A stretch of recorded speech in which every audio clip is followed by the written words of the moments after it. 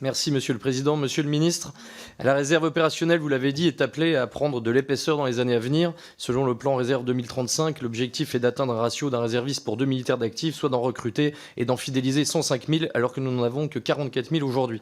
Or, pour recruter plus de réservistes, la relation de leur employeur avec les armées s'avère cruciale. Aujourd'hui, les entreprises qui veulent mettre en place des dispositions plus favorables que la législation pour leurs réservistes sont invitées à signer une convention de partenariat avec le ministère des Armées. Les salariés réservistes bénéficient d'une autorisation d'absence de 10 jours par année civile pendant leur temps de travail. De leur côté, les employeurs privés bénéficient aussi de certains avantages, attribution du label de partenaire de la défense nationale, réduction d'impôts, etc. Pourtant, depuis le lancement de ce dispositif, en 2016, nous n'en sommes qu'à un petit millier de contrats signés, 1100 en 2024, alors que nous avons plus de 4 millions d'entreprises en France, dont 172 000 PME. Monsieur le ministre, comment mieux rassurer les employeurs pour fidéliser nos candidats à la réserve et par là même atteindre l'objectif d'une réserve opérationnelle crédible d'ici 2035 ? Je vous remercie. Réserviste, c'est un sujet clé. Alors les chiffres sont bons en termes de progression, hein, 38 ou 39 000 de mémoire en 2022.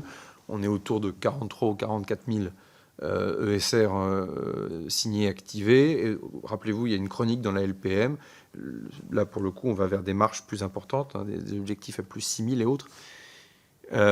Vous avez raison sur la question des employeurs. Il faut ouvrir le débat calmement, parce qu'il est un peu global. Il renvoie aussi au volontariat pour la sécurité civile. On parlait des pompiers. Le modèle même des SDIS repose quand même énormément sur le mix professionnel et volontaire. Donc, il faut faire des choses un peu homogènes, parce qu'il ne faut pas créer des effets de déstabilisation de modèles existants. En tout cas, moi, je pense que la question de mieux gratifier celles et ceux qui s'engagent est un bon débat. Alors après, il y a la question, effectivement, de la relation à l'employeur. Un petit employeur, enfin une petite entreprise, pardon, n'est pas la même chose qu'une grande entreprise. On revient aux industriels de défense, parfois à l'État, avec ses propres fonctionnaires, pour montrer l'exemple. Il y a du travail encore, y compris dans mon ministère.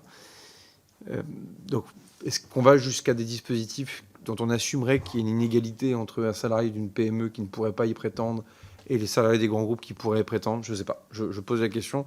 On avait beaucoup parlé dans cette salle pendant la programmation militaire. Votre président était rapporteur à l'époque.